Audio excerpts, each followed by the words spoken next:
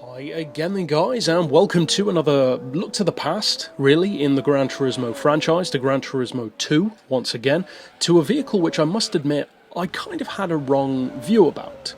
And I think one of the reasons why I did is because of when I drove it after returning to the game. Because with the array of different games that I drive cars on and review cars on, Project Gotham, Test Drive, Forza, Gran Turismo, all these various games on different consoles, from different eras, with different driving styles and physics, it can sometimes take a little bit of time to get back into that style of game. And I think this was one of the cars that I drove relatively early on when I started getting back into Gran Turismo 2 with the intent of doing reviews. Because it's one of those cars which immediately stands out. It's a highlight from the game, it's definitely a unicorn, there are hardly any games to feature this vehicle. It was of course recently featured actually in Jay Leno's garage last week, and it's a very special car for the brand, the Jaguar XJR-15. Much more of a pure race car for the road than the XJ220 is. The XJ220 of course is more famous, it is faster overall, and was more of a sales success, you could say, but at the same time, ironically, the XJ220 didn't keep its value like this one has.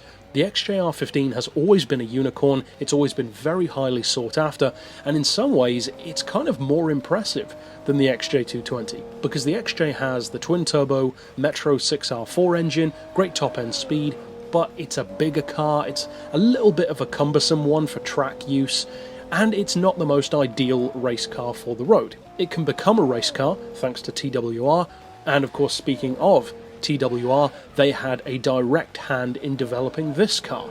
And TWR have really helped out a couple of different companies make some incredible vehicles.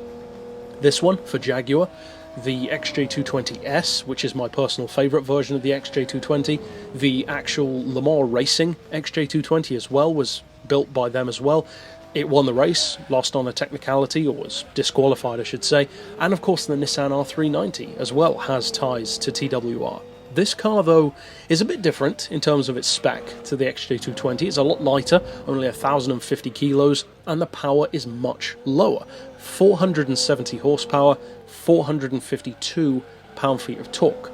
But, ironically, it has the engine which you could legitimately say a lot of people wanted the XJ220 itself to have. They could have twin-turbocharged or even supercharged this engine instead, or even something like a Lister Storm you could make an argument has an engine that the XJ220 could have had, this big capacity Jaguar V12. Now in the case of the Lister, you're looking at a 7-litre V12, this one is a 6-litre V12. Just like the XJ220, it's fairly obviously mid-mounted, rear-wheel drive of course, and as I said, I kind of undervalued and underestimated this car. And it wasn't that I wanted to dislike it, I just pulled it out the garage, tried to drive it and found it to be really twitchy and really slippery. And yet when I came back to drive it again for this review, for the footage, it was completely different. It was so much better, and as you can see in the video, I barely even come close to spinning out in the car. I thought that this was even worse than stuff like the GT90 or the Lotus Elise GT1, but I have to say it's not, it's actually better. So I must have had an off day that day when I drove it, or chose maybe a track that I wasn't familiar enough with from way back then. Whatever the case may be though, the handling is a lot better than I initially gave it credit for. Now, in the real world, as far as I can recall, the XJR-15 I think actually isn't an amazingly good handling car, or at least, again, if I remember correctly, Clarkson drove one and found it to be horrendous around corners. But maybe I'm thinking wrong on that one, maybe I'm thinking of the GT90 from Ford instead, but I believe he said that about both cars. However, this car has some very definite advantages in the game. For a start, the handling is, as I said, a lot better than I initially said. And also the specs are very usable. The fact that it only has 470 horsepower but is so quick with that power makes it hugely useful. Cars tend to be separated due to power and based on power as far as what events you can enter on Gran Turismo 2, so events that will allow cars only with less power those are the kind of circumstances where this one can really come in useful, as long as, of course, they'll allow you to use it with its mid-engine rear-wheel drive layout, in a similar way to the Nissan R390, once again, which has a lot less power. But in the case of that car, it also has a lot less power than it should, compared to the real world.